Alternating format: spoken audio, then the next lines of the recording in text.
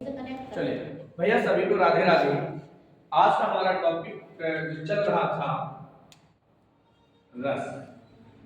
हम लोग रस के 9 भेद पढ़ के आए हैं और 9वां रस हमारा था शांत रस। 9वां रस कौन सा था? शांत रस। आज हम लोग इस शांत रस से थोड़े से आगे बढ़ते हैं। एक बार फिर हम लोग शांत रस को दोहरा देते हैं कि शांत रस क्या है। चलो इसको पहले पढ़ते हैं। तो आज जो रस है वो होगा शांत रस। इसका स्थायी भाव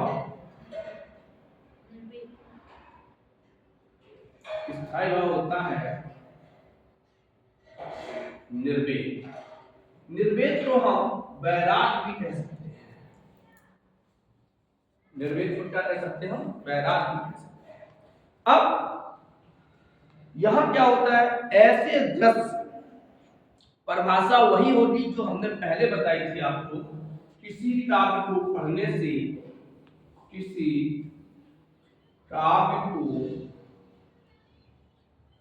पढ़ने से किसी दृश्यादि को देखने से मन में यदि वैराग की भावना जागृत हो तो शांत रस होता है। किसी काव्य को पढ़ने से, किसी दृश्य आदि को देखने से यदि हृदय में वैराग की भावना जागृत होती है, संसार से वृत्ति होती है, तो उसे हम शांत रस कहते हैं। इसका आलंबन क्या होता है? आलंबन देख लेते हैं। संसार की नश्वरता। संसार की नश्वरता। नश्वरता का मतलब होता है क्षणभंगुरता, थोड़ी देर के लिए। एक कहावत है कि 4 दिन की चांदनी फिर अंधेरी रात आती है कि 4 दिन की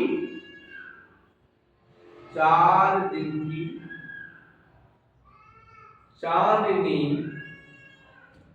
फिर अंधेरी रात। इसका मतलब ये होता है सुख केवल 4 दिन का होता है, इसके बाद फिर अंधेरी रात, फिर दुख आता है। तो सुख और दुख, यही इस संसार की नश्वरता है। जब हम कुछ ऐसे दृश्य देखते हैं कि इससे लगे कि संसार नश्वर है, हम क्षण भर के लिए यहाँ आते हैं, जैसे पानी का बुलबुला होता है, तो संसार के जो ऐसे दृश्य जो ये लगे जिनसे कि हम थोड़ी देर के लिए, कुछ समय के लिए आए हैं, वो हमारे शरीर में या हमारे मन में यदि वैराग की भावना जागृत करते हैं तो उसे हम शांत रस कहते हैं। और इसका आलंबन क्या होता है? उद्दीपन।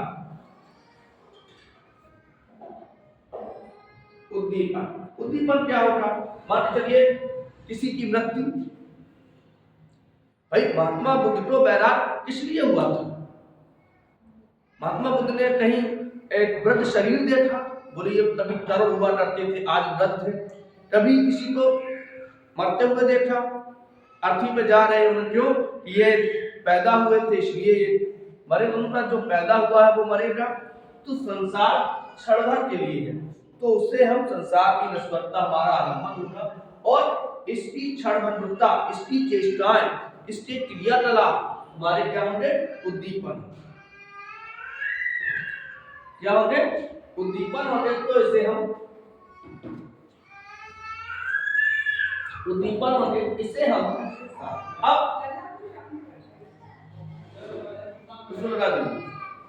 तो किसी काव्य को पढ़ने से, किसी रस आदि को देखने से हृदय में जो भावना जागृत होती है, यदि वैराग की भावना जागृत हुई तो वह शांत रस होता है। अब इसके उदाहरण लिख देते हैं। चलो उदाहरण लिखते हैं। कबीरदास का सबसे पहले उदाहरण देते हैं। चाकी चलती देख कर दिया कबीरा रोए। चाकी चलती देख कर दिया कबीरा रोए।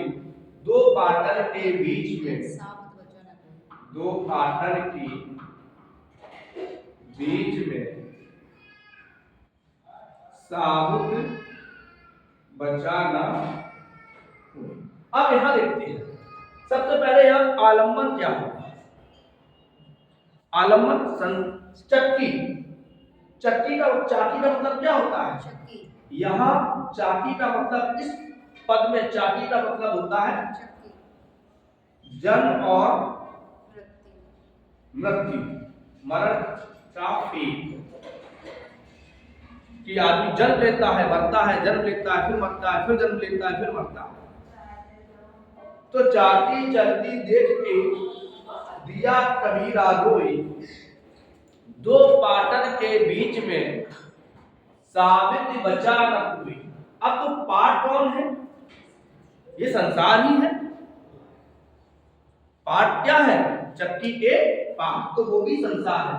तो इसे हम कहते हैं, वैराग्य की भावना उत्पन्न होती है, साथ में सकता है। एक और एक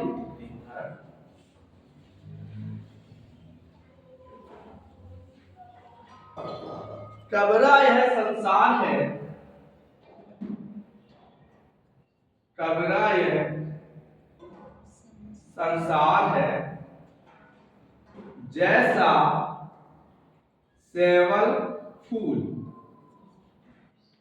यह संसार की उपमा, ये उपमा अलंकार के उदाहरण में, यह संसार कैसा है, जैसा सेवल का फूल। सेवल का फूल जब खिलता है तो बहुत अच्छा लगता है। 10 दिन के व्यवहार में, 10 दिन के व्यवहार में झूठे रंग ना भूल। 10 दिन के व्यवहार में झूठे रंग ना भूल। यह क्या है, संसार की नश्वरता। तो किसी काव्य को पढ़ने से, एक पहले गाना चलता था, मन फूला फूला फिरे जगत में कैसा नाता है। तो ये क्या है, संसार से, उसमें 13 दिन तक क्रिया रूप है, बहुत डरे। तो जहां किसी काव्य को पढ़ने से, किसी जरूरी नहीं है कि मृत्यु ही, कोई आप दृश्य देख रहे हो, कोई नाटक पढ़ रहे हो, कोई कविता पढ़ रहे हो, तो उससे हम शांत रस, जब वैराग्य की भावना उत्पन्न होती है तो शांत रस होता है। आगे बढ़ते हैं। शांत के बाद ये 9वां रस है, कौन सा है, 9वां रस। 9वां रस कौन सा है हमारा, शांत रस है। भरत मुनि ने किस रस को रस नहीं माना, तो शांत रस को रस नहीं माना। आगे बढ़ते हैं, अब 2 रस और चलते हैं। पहला है हमारा वात्सल रस। कौन सा, वात्सल, वात्सल रस। स्थायी भाव है वत्सल। स्थायी भाव क्या है, वत्सल। वात्सल रस में जो स्थायी भाव होता है वो वत्सल। ये भी प्रेम है, लेकिन ये प्रेम किसका है, जो ये प्रेम है, ये पति पत्नी के बीच प्रेम नहीं है, ये नायक नायिका, प्रेमी प्रेमिका के बीच प्रेम नहीं है। ये प्रेम है माता पुत्र से, पुत्री से, अपनी संतान से, गुरु का शिष्य से, भाई का भाई या बहन से, भाई या बहन से। छोटा भाई है या बड़ी बहन है, बड़ा भाई है या छोटी बहन है, यदि वो उसको दुलारता है, प्रेम करता है, तो उस प्रेम को हम वात्सल कहेंगे। क्या कहेंगे, वात्सल कहेंगे। यहां पे उस प्रेम में और इस प्रेम में अंतर है। तो जहां भाई रति, इसीलिए तो रत स्थायी भाव नौ ही है। इस वत्सल को हमने प्रेम तो ये भी है, ठीक है, वहां उसको रति कहते हैं और यहां इसको क्या कहते हैं, वत्सल। श्रृंगार में जो प्रेम रति बनता है वो वात्सल में वत्सल बनता है। अब यहाँ पे वो परिभाषा नहीं होगा, आप यहाँ कह सकते हो किसी काम को पढ़ने से, नहीं, यहाँ तो दृश्य होगा माता रूप। जब कोई माँ, कोई पुत्र, कोई प्रति या अपने से छोटों के प्रति जब प्रेम की भावना जागृत होती है तो वत्सल होता है। देख लेते हैं, उदाहरण देख लेते हैं। श्रृंगार के भांति इसके भी दो भेद होते हैं। श्रृंगार के भांति इसके भी दो भेद होते हैं। एक होता है संयोग वात्सल, दूसरा होता है वियोग वात्सल। अच्छा, वात्सल रस के सर्वश्रेष्ठ कवि कौन माने जाते हैं, बताओ। वात्सल रस के जो सर्वश्रेष्ठ कवि हैं वो सूरदास हैं। अब संयोग वात्सल में क्या देखिए कि मां, पुत्र, पिता, पुत्र, गुरु, शिष्य सब एक साथ रहते हैं। कैसे रहते हैं, सभी एक साथ रहते हैं। तो देख लेते हैं, फुटरुवन चलत नंद के आनंद, बिंब पटरवे क्यों धावत, मनमय कनक नंद के आनंद। यहां क्या है कि भगवान दोनों चल रहे हैं, किलिकत कान दुर्वन, किलिकत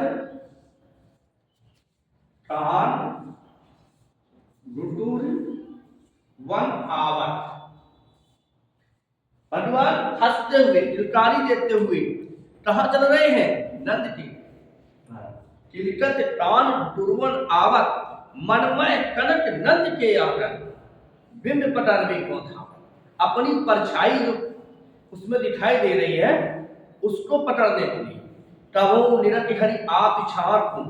आपने देखा होगा कि यदि बालक अपनी परछाई को देखता है तो पहले गौर से देखिए, फिर बाद पकड़े, नहीं पकड़ पे तो फिर बैठ जाए, ये तो होता है।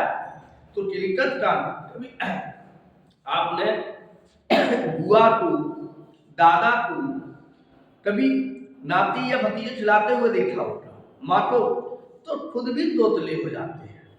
वो वात्सल है। वो क्या है, वो वात्सल है। तो संयोग भी होता है, संयोग जहां दोनों। वियोग, वियोग में क्या होता है, अच्छा एक चीज बताओ, अभी एक आपने देखा होगा सूरदास का पद है, मैया कभी बढ़ेगी चोटी। भगवान पूछते हैं कि मैया मेरी चुटिया कब बढ़े है, कहा चो दूध पियत ये अबहू है छोटी। हम रोज कच्चो दूध पी जाते हैं लोटा, जब छोटी थी छोटी है। तो ऐसी बात है। एक बार बात चलता है, सबसे अच्छा उदाहरण है। एक बार भगवान ने ये कहा कृष्ण जी ने कि मैया हम भी गाय चराने जाए। देखिए सूरदास के शब्दों का कमाल, मैया हो गाय चराहन जय हूं। मैया आपकी बात हो माने मैं, मैया हो गाय चराहन जय हूं, हम तो गाय चराने जाए। रेंगे चराने चले गए, तो जो उनके साथ ग्वाल वाल आते उन्हें दिन भर हटवाई। जब लौट के आए तो सब वही है, मैया हो ना गाय चराई, आज के बाद गैया चरान नहीं दिए। ग्वाल वाल सब बैठे रहे तो मुंह से गाय, हमसे कहा भैया हाथ ले आओ, ताकि मेरे पाए प्राण लगे, हम अब नहीं। तो ये सही होगा, जैसे मैया मैं नहीं माखन खाई, भोर भयो रंगवन के पाछे मधुबन मुंह पटाई। याद कि एक और सबसे रसखान जी का उदाहरण है, धूर भरे अते शोभित श्याम जू, तैसी बनी सिर सुंदर छोटी, खेलते खाते फिरे अनापद, पैजनी बाजत पीरी कछौटी, बाछब को रसिठान बिलोटत, भारत काम टला निज कोठी, और काज के भारे बड़े सजनी, हरि हाथी से ले गयो माखन रोटी। अब दूर बड़े दूर से सने हुए हैं भगवान, तो वो क्या है? संयोग बादशाह। अब आता है वियोग बादशाह। वियोग माने अलग। लड़का डीएम बन जाए और जब चले करोड़ों कमाए हुए, तो मम्मी 100 रुपया देती है हाथ में धर के, लड़का तो खाए नहीं जो जाए। वो क्या है? वो बादशाह है। अब वियोग क्या है? जब अलग होते हैं, बिटिया की विदा होता है, रोती है, अलग होती है। जब ससुराल जाती है तो मम्मी भी रोएंगे, भैया भी रोएंगे, और पापा तो अपने दूर जाके रोते हैं। तो वो वियोग बादशाह यशोदा भी जब इस मथुरा चले गए, तो यशोदा बार बार यह भागे, देखो संदेशो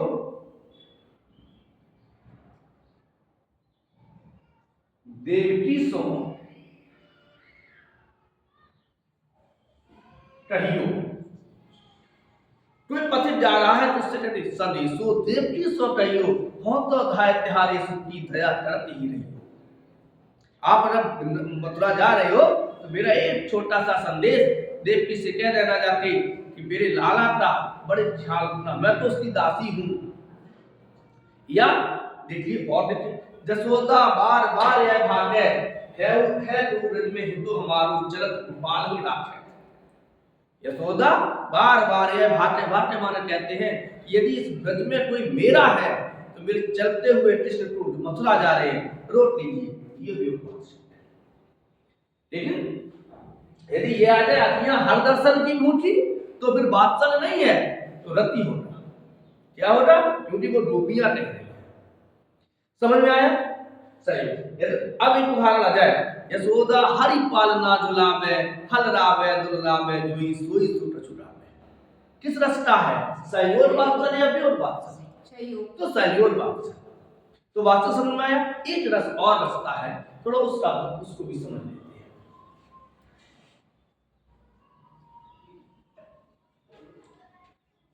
चाय मेरी बड़ी ठंडी,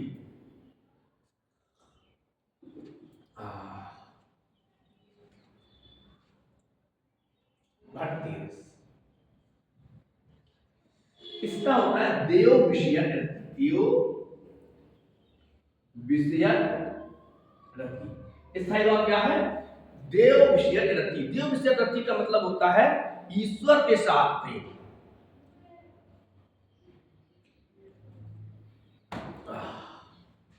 चाय खत्म। तो जब ईश्वर के साथ प्रेम करते हैं तो उसे हम देव विषयक रति कहते हैं। इसे हम अनुराग कह सकते हैं। देखिए 3 चीजें हैं, ध्यान रखना। रति, रति के 3 अर्थ बताता हूं। पहला प्रेम, लव। ये नायक नायिका, सही। लेकिन जब यही प्रेम माता पिता अपने पुत्र को करते हैं तो स्नेह होता है। क्या होते हैं?